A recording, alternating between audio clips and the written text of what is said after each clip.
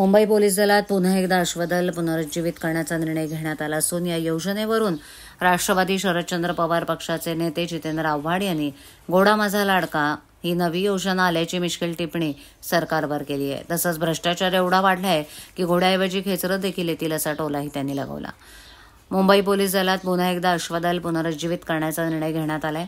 त्यावर राष्ट्रवादी शरदचंद्र पवार पक्षाचे नेते आव्हाड यांनी एक्स पोस्टमधून विनोदी शैलीत भाष्य करत सरकारला टोले लगावलेत।